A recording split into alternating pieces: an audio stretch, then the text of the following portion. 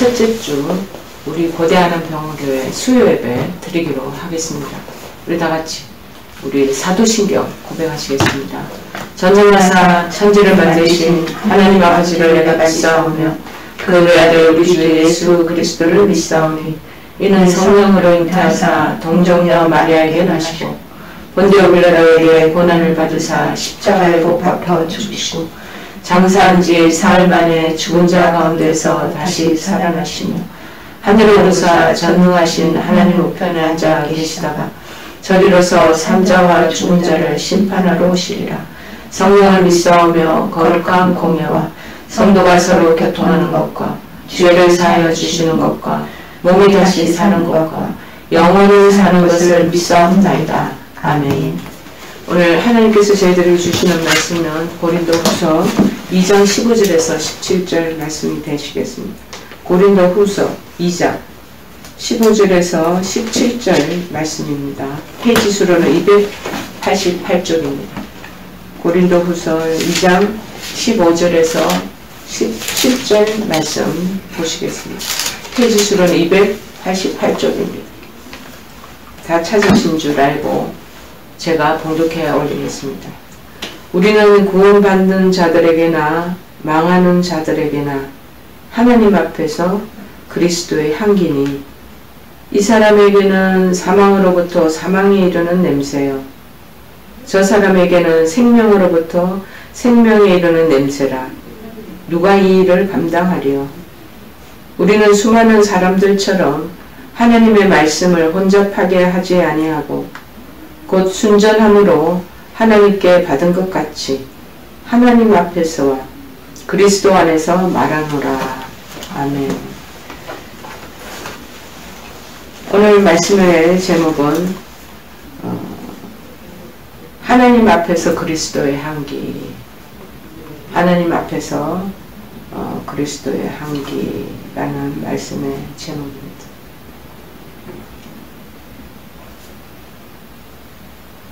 오늘 이 본문의 15절의 말씀은 우리는 구원 없는 자들에게나 망하는 자들에게나 이 말씀의 내용들을 음미해 보면요. 사도들의 이 복음 전파가 이제 이루어지지 않았겠습니까? 이곳저곳에서 동서남북으로 복음을 전하고 난 뒤에 복음 전파의 결과에 따른 양면작용을 나타내는 말입니다.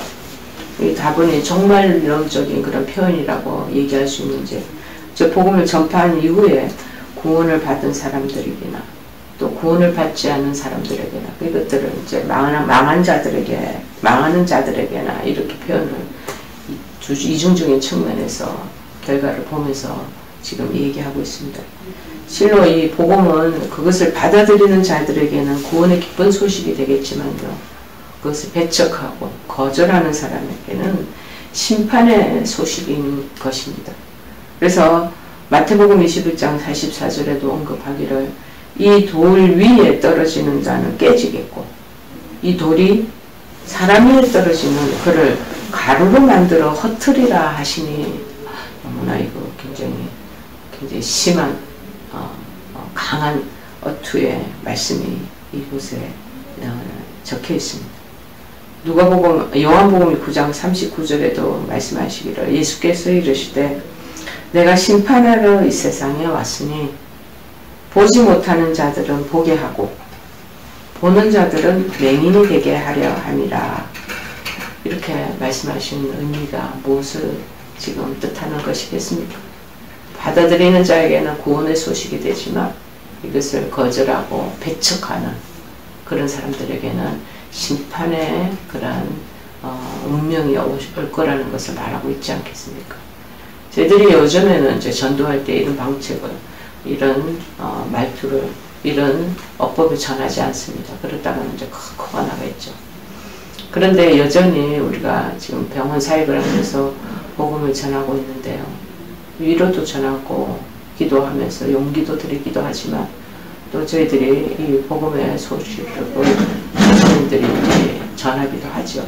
그런데 배척하고 또 거절하시는 분을 많이 만납니다. 그럴 때 저희들이 왜 안타까워서 그분들에게 정말 구원의 그 은혜에 들어오시기 위해서 애를 쓰고 있는 이 방편 저 방편으로 그렇게 수고롭게 말씀을 전하는 것입니까? 무엇보다도 그들이 하나님의 생명력 있는 그 말씀 안에 들어와서 영생을 얻게 되었으면 좋겠다라는 그런 의미로 그렇게 전하는 것이죠. 그런데 이제 바울도 12사도들과 함께 그들도 마찬가지로 복음을 전하는 그런 일들도 감당했고, 무엇보다도 제자들도 예수님 돌아가시고 난 뒤에 그 제자들로 이루어진 그들의 무리들도 마찬가지 복음 전하는 게 제일 큰 무엇보다도 핵심적인 그런 그들의 사역의 일부가 되는 거죠. 아무튼 바울은 자신은 복음을 전할 뿐이다. 그리고 구원과 멸망은 하나님께 속한 것이다 라는 것을 지금 천명하고 있는 것입니다. 즉 어떤 사람들이 복음을 받아들여서 구원을 얻는 것이든지 또는 반대로 그것을 거부함으로 멸망을 얻는 것은 다 그 부분의 영역은 우리가 한 영역이 아니고 하나님께 속한 것이다 라는 것을 얘기하는 것이죠. 단지 하나님께서는 복음과 그것을 전파하는 자들을 기쁘게 여기신다는 것. 복음을 전하는 어찌 보면은 지금 요새 우리나라의 택배 문화, 그 다음에 배달 문화가 굉장히 급속도로 발달되어 있잖아요. 그 좋은 음식을 전하고, 그 다음에 좋은 그런 선물들을 전달하는 그 수령의 역할들을 하는 사람들을 택배나 그 다음에 그 음식 전달하는 배달부 역할 아니겠습니까? 그런데 우리도 마찬가지로 복음의 사역자들은 그런 전달을 하는 그런 역할들을 감당하고 있는 것이죠. 그런데 그런 사람들을 기쁘시게 여긴다는 걸 하나님께서.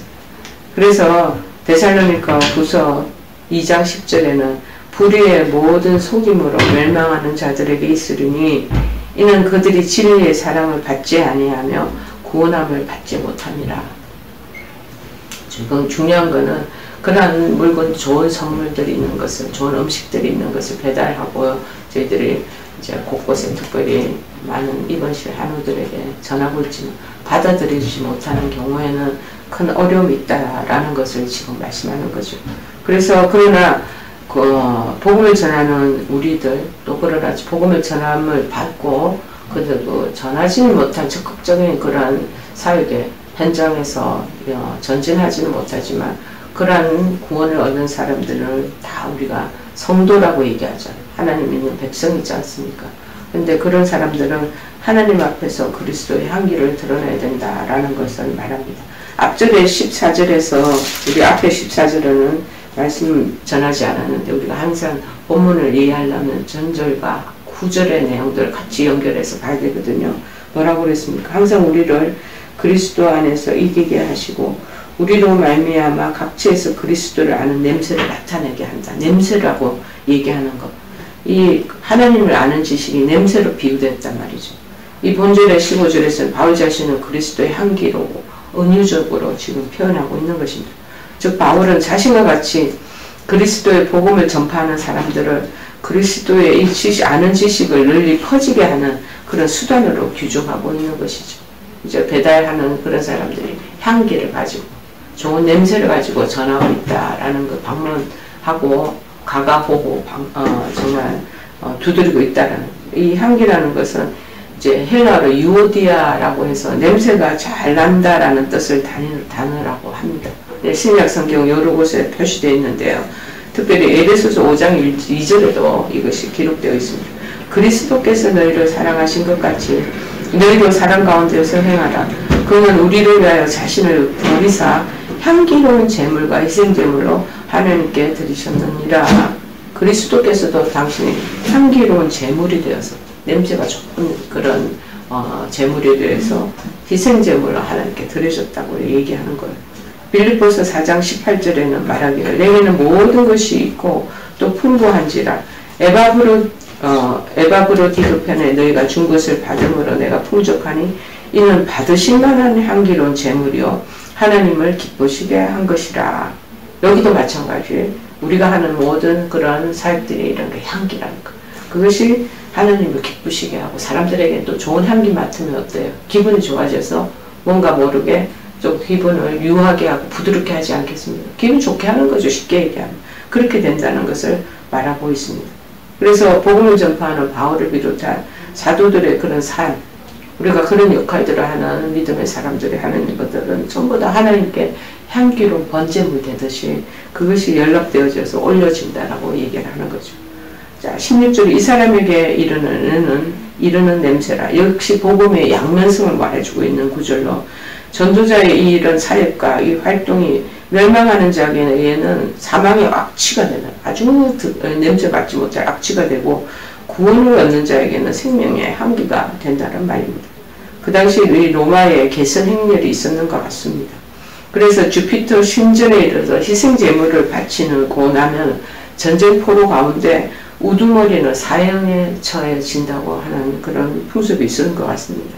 그와 같이 그리스도의 향기인 전도자, 이 복음을 전한 자들의 이 활동은 신자에게는 생명을 전해주지만 불신자에게는 사망을 전해주고 즉 복음을 받아들이는 자에게는 이것이 영원한 영생으로 이르는 생명의 그러한 향기가 되고 받아들이지 않는 자는 마지막으로의 그 죽음의 사망에 이르게 되는 이런 양면성을 복음은 가지고 있다라는 것입니다. 그러면서 누가 이것을 감당하리요? 그리스도의 복음을 설교함으로써 어떤 사람들은 마찬가지로 생명을 이루게 되는 그런 하나님께서 길로 인도하시고 동시에 다른 사람들에게는 거부하고 그것을 예를 들어 배척하고 탄핵하고 그 부분에 대해서 복음에 대해서 굉장히 거부 반응을 일으키는 사람에게는 좀 죽음이 선포된다는 것입니다. 도대체 이런 엄청난 일을 우리가 하는 것이 아니고 그거 다 하나님이 한다는 것을 말씀하고 있습니다. 하는 능력이 그의 부르심을 받은 자들이 이 부분을 대해서 하나님 앞에 의뢰함으로써 하나님께서 그들을 감당하신다는 것입니다. 그래서 본절에서는 전도자로서의 바울의 확고한 신념이 잘 나타나 있습니다. 복음 전파는 하나님 말씀을 변주시키는 고린도 교회의 거짓 교사들이 할 수 있는 것이 아니라 하나님의 부르심을 받고 순수한 동기로 복음을 전하는 바울과 그의 동력자들이 할 수 있다라는 것입니다. 그래서 수도한 17절에 수도한 사람이라고 얘기를 하고 있는데 수많은 사람들은 하나님의 말씀을 혼잡하게 하지 아니하고 이 하나님 말씀을 혼잡하게 한다. 즉 복음 전파자가 아닌 고린도 교인들이 알고 있는 그 당시에 많은 사람들이 또 거짓 교사들이 많았던 것 같습니다. 순수한 복음에 열정을 가지고 전하는 사람이 있는 반면에 거짓된 그런 교사들도 엉터리, 가짜들이 그렇게 많았다는 것이. 그래서 혼잡하게 한다. 이 혼잡하다에 해당하는 헬라 원문은 장사꾼처럼 행하다는 거예요. 여러분 시장에 한번 보세요. 이 장사꾼들이 과도한 이익을 취하기 위해 술에 물을 타기도 하고 비양심적인 행동을 하면서 또 이들이 말이 얼마나 수다스럽게 많습니까? 그런 장사꾼처럼 똑같이 한다는 거예요. 거짓 교사들이. 바울은 이 말을 자기 개인의 이익을 도모하고자 하나님 말씀의 질을 떨어뜨려고 질을 나쁘게 해서 그래서 형편은 없는 것으로 만들어 그렇게 가짜로 거짓으로 위장되어서 복음을 전하는 거짓 교사들이 많았던 것을 얘기하는 것이죠. 장사꾼처럼 장사꾼들이 하는 게 뭐 속이고 그리고 무엇보다 소비자들을 그렇게 교묘하게 헐려서 무엇보다 자기 물건을 팔게 만들고 그리고 자기는 엄청난 이익을 남기는 그런 장사꾼하고 야바이꾼들하고 똑같다는 거예요. 거짓 교사들이. 바로 이런 교사들과 달리 하나님 말씀을 본인 스스로는 결국 자기의 유익을 추구하는 방편으로 사용하지 않는다는 것입니다. 복음을 그래서 혼잡케 하지도 않고 굉장히 심플하게 단출하게 그래서 생명의 그 복음을 전하는 것 그리고 자기의 유익과 무슨 자기의 어떤 다른 사심이 있어서 전하는 게 아니라는 것. 자, 그런데 그 당시에 보면은 율법과 철학에 굉장히 능한 사람들이 많았던 것 같습니다. 그래서 십자가의 도를 정하는 것보다도 자기의 그 어떤 유익성을 위해서 전파하지만 이 바울과 이런 사도들은 자비량으로 자기가 돈을 벌어서 자기의 가지고 있는 그 역량으로 복음을 전파하기 때문에 이렇게 당당하지 않았나 그런 마음이 듭니다. 그래서 복음을 위해서라면 생명도 귀한 것으로 여기지 않는 자기 목숨도 아끼지 않는 그런 것으로 잘 입증하고 있는 것이죠. 그래서 순전함으로 말한다. 이 혼잡하게 하는 거짓 교사들과는 반대되는 개념이에요.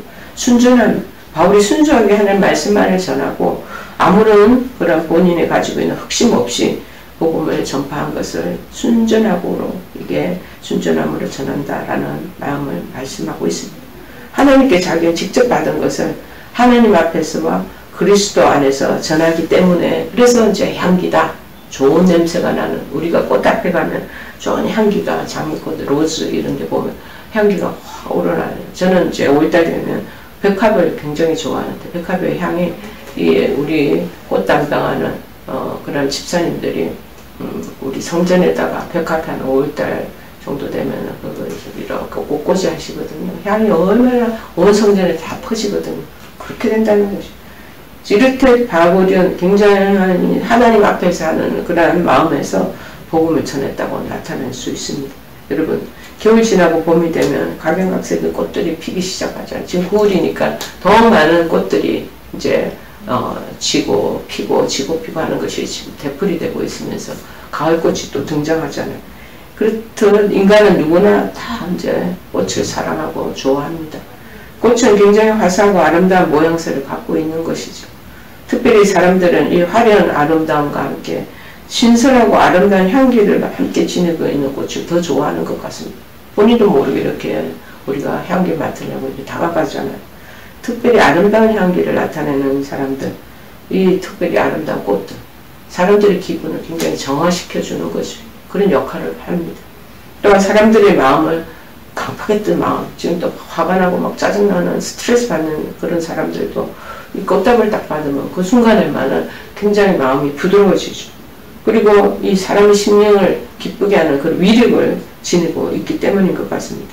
그런데 오늘 사도 바울이 우리가 곧 그리스도의 향기라라고 아주 말씀하시고 있지 않겠습니까? 구원 얻는 자들에게나 망하는 자들에게나 하나님 앞에서 내 그리스도의 향기니 그렇습니다. 우리 자체가 그리스도의 향기라는 거예요. 예수 믿고 구원 얻게 되면 우리 자체가 향기되는 사람이라는 거예요. 자, 무엇보다 사람을 즐겁게 사람들을 기쁘게 해야 돼요. 그들의 마음에 위로가 들어가고 마음에 부드러움이 들어오고 지금 여러분이 입원실에서 얼마나 고통받고 계셔요. 어저께도 제가 하늘을 만나고 왔는데 막 인상이 막 찡그러져 있더라고요. 다리는 퉁퉁 부어있고 몸 상태가 지금 컨디션이 제 수면적인 일들을 수면작용을 못하고 있나 봐요. 그러다가 우리 몸에 고통이 오고 통증이 느껴지고 그럼 인상을 쓰게 되고 그런데 우리가 이제 다가가서 기도하고 말씀으로 위로하고 그러면 그들 마음에 그 순간에만 편안함을 이렇게 싹 그렇게 우리가 영향을 끼치게 되는 거죠. 그래서 이 향기라는 것. 여러분 참된 그리스도의 향기가 되기 위해서는 그러면 무엇을 어떻게 해야 되는지 오늘 본문에 크게 이제 세 가지로 우리가 집약시킬 수 있습니다. 뭐냐? 예수 그리스도를 드러내야 해요. 오늘 예수 그리스도를 믿는다고 고백하면서도요 탐욕이 많고 더러운 세상의 냄새만을 풀풀 풍기고 있는 사람이 있다면 이거 얼마나 정말 부끄러운 일입니까? 교회 안에서도 신앙생활 할 때 이런 사람들을 옆에 지나가면 세상적인 그런 냄새가 확 지나갈 때가 있고 말을 하고 그런 어투를 또 그렇게 논하고 이럴 때 보면 인상이 찌푸려지는 경우도 있지 않겠습니까? 그러나 우리가 진정 그리스도의 향기라면요 예수 그리스도의 냄새가 나야 된다. 누구를 통해서? 우리 자신들을 통해서 드러나야 된다는 거예요. 항상 그래서 그리스도를 앞세우고 자랑해야 되고 지극히 우리 작은 행동 그리고 말 한마디에서도 그리스도의 사랑, 그리스도의 성품이 드러나야 되는 것 아니겠는가 그런 마음이 듭니다. 저희들 신우에 중보기도 팀들이 있습니다. 그곳에서 중보기도의 그 여러 가지 제목들을 제가 받는데 그 안에 내용 중에 하나가 지금 아이 하나가 교수님 아이들 하나가 지금 사춘기라는 거. 사춘기인데 믿음 안에서 이 말과 행동과 태도가 이 좀 그리스도가 묻어 나오는 그런 아이가 되기를 그런 사춘기 시절이 되기를 바란다고 그렇게 기도 제목을 넣었더라고. 그래서 제가 고개가 끄덕여지는 거야. 어린아이가 사춘기 소년이 어째서 그렇게 그것을 드러낼 수 있을까 그런 마음이 들기도 하면서 그러나 어머님의 마음은 그렇게 아이가 커가기를 바라는 거죠. 사춘기 무엇보다도 저항하는 그때 그 시절이 아니겠습니까? 그래서 말투도 어찌 보면 또 폭력적으로 아이들 친구들하고 툭툭툭 그런 행동이 나올 수도 있는데 그런 믿음 안에서 그런 냄새가 나고 향기가 나는 아이가 되었으면 좋겠다라는 기도 제목을 적은 내용이 지금 떠올려집니다. 우리에게도 그런 믿음의 말과 행실과 태도가 나타나야 되지 않겠는가 그런 마음이 듭니다. 여러분 베드로는 나면서부터 안전병이 된 자를 이렇게 세운 것이 사도행전 3장 16절에 나옵니다. 예수로 말미암아 난 믿음이 너희 믿음 사람 앞에서 이같이 완전하게 너를 낫게 하였다라고 하면서 그래서 예수 그리스도만을 온전히 나타내서 안전병이를 치유하는 그러한 베드로가 생각이 납니다. 자, 여러분 한번 우리 자신을 냉정하게 한번 되돌아보시면서 우리는 어떠한가? 사람들 앞에 어떤 모습인가? 우리들 스스로를 진단하시고 우리가 서로 객관적으로 평가해 보기를 바랍니다. 예수님을 믿는다고 하면서도 요새 우리 많은 교회 신도들이 성도들이 여전히 세상적이고 육신적인 것을 많이 담고 있고 그것을 추구하면서 교회 생활을 하고 있는 우리는 아닌가 한번 돌아보는 것 필요하지 않겠습니까? 일단 그리스도인이라면 하면서 여전히 세상적인 그 가치관 그것을 앞장세워 가지고 그것을 자랑하고 또 물리적인 그런 부분들을 자본주의 시대에 살고 있기 때문에 그런 것들을 자꾸 앞장세우는 그런 구역회 모임은 아닌가 구역회 식구들은 아닌가 우리 스스로 돌아보시기를 바랍니다. 두 번째, 이 진정한 그리스도의 향기가 되기 위해서는 사람들을 기쁘게 해야 됩니다. 저희들 옛날에도 감리교는 속회라고 그러고 장로교는 구역회라고 그러는데 이 속회나 구역회에 이렇게 가보면요. 이 사람들을 꼭 기분 나쁘게 하는 분들이 또 계시는 것 같아요. 항상 언짢게 말들을 하시고 말하는 것들도 이렇게 약간 이렇게 편안하게 이렇게 들리도록 하지 않으시고 뭔가 꼬여가지고 얘기하시는 분들이 또 있으셔서 구역회나 속회가 이게 와야 되는 그런 일들도 또 있단 말이죠. 그런 분들을 보면은 그분이 계시는 곳에 사람들이 거기 속회, 구역회 들어가려고 하지 않는 분들이 있다라는 것이죠. 여러분, 주위 사람들이 나가 참가하고 들어가면 정말 기쁨의 마음이 솟아나도록 그렇게 하는 것이니까 한번 자신을 점검해 보시기를 바랍니다. 모든 세상 사람들이 예외 없이 세계적으로 꽃향기를 다 좋아합니다. 왜 좋아합니까? 그 향기가 사람을 보이지 않게 이 정서적으로 우리 안에 굉장히 센시티브하게 기분 좋게 만들어주는 것이기 때문입니다. 옛날부터 꽃 보고 화를 내는 사람은 없다고 하지 않겠습니까? 꽃을 보는데 그 속에서 막 화내는 사람이 어디 있겠습니까? 없습니다. 화를 내던 사람도 불쾌한 감정에 사로잡히는 사람도 무표정한 사람도 꽃향기를 받으면서 이렇게 맑아지고 정화되는 거죠. 마음도 온화해집니다. 바로 믿음의 성도들이 이러해야 한다는 것입니다.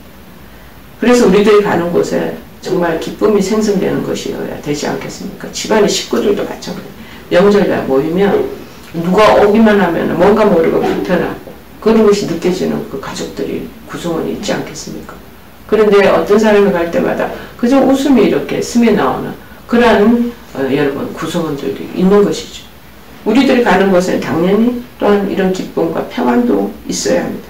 저는 여러분이 가는 곳에서는 주변에서 항상 생기가 넘쳐오도록 활력이 나도록 해야 되지 않겠습니까? 복음의 향기로 인해서 결국에는 구원과 영생의 기쁨이 전달되어지고 그래서 그 기쁨이 넘쳐나게 되고 저나 여러분이 정말 그리스도의 사랑의 향기로 이런 다른 사람들에게 또 가족들에게 지인들에게 또 그런 모임에 그런 어떤 미팅에 정말 좋은 기쁨의 자리, 화해의 자리가 되어야 되지 않겠습니까? 여러분은 또 저는 이런 역할을 감당하는가 우리 스스로 한번 성찰해 보시기를 바랍니다. 우리들로 인해서 혹시 힘들어하거나 다른 사람들의 폐를 끼치거나 그렇지 않으면 실망에 염려에 그러한 마음으로 그들에게 기분을 언짢게 하고 있지는 않은가 한번 우리가 조용히 자신을 정말 살펴보는 거 필요할 줄 압니다. 이웃을 제일 먼저 생각하라고 자꾸 우리 예수님은 말씀하고 있습니다. 그들의 유익을 또 생각해 보라고 말씀하고 있습니다. 진짜 우리가 그런 자리 위치에 있는지 우리를 되뇌시기를 바랍니다.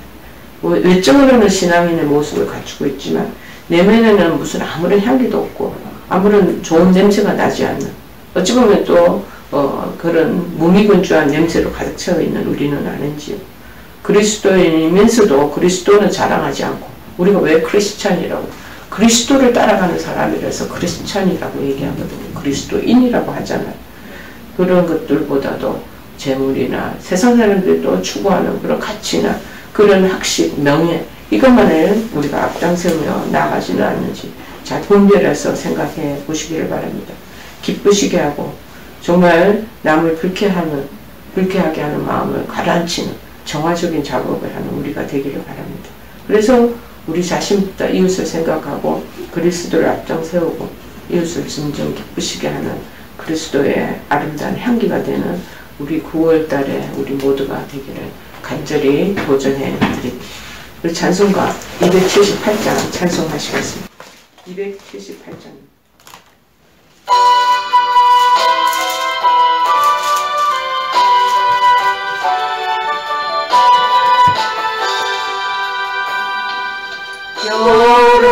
오랫동안 죽거나 세상 연락을 즐기고 절룩한 죄에 빠져서 진노를 잊었네. 오 사랑의 예수님 내 마음을 공경합니다. 들어가 나와 함께하며 내 생명이 되소서. 세월 죽은 인생을 심히 불쌍히 여기사 저 하늘의 영광 버리고 이 세상에 오셨네. 오 사랑의 예수님 내 마음을 공경합니다. 곧 들어와 나와 함께하며 내 생명이 되소서. 보를 입은 구주는 가시며 율관 쓰시고 저 십자가 높이 달리사 그 앞을 참았네. 오 사랑의 예수님 내 마음을 공경합니다. 꼭 들어와 나와 함께하며 내 생명이 되소서. 일어나는 인생은 주의 공로를 모르고 그 쓸쓸한 사막 가운데 그대로 다녔네. 오 사랑의 예수님 내 마음을 공경합니다. 곧 들어와 나와 함께하며 내 생명이 되소서. 아멘. 우리 다같이 주기도문으로 수예배 마치겠습니다. 하늘에 계신 우리 아버지여 이름이 거룩히 여김을 받으시오며 나라의 마옵시며 뜻이 하늘에서 이룬 것 같이 땅에서도 이루어지리다. 오늘날 우리에게 일용할 양식을 주옵시고 우리가 우리에게 죄 지은 자를 사하여 준 것 같이 우리의 죄를 사하여 주옵시고 우리를 시험에 들게 하지 마옵시고 다만 악에서 구하옵소서. 대개 나라와 권세와 영광이 아버지께 영원히 있사옵나이다. 아멘.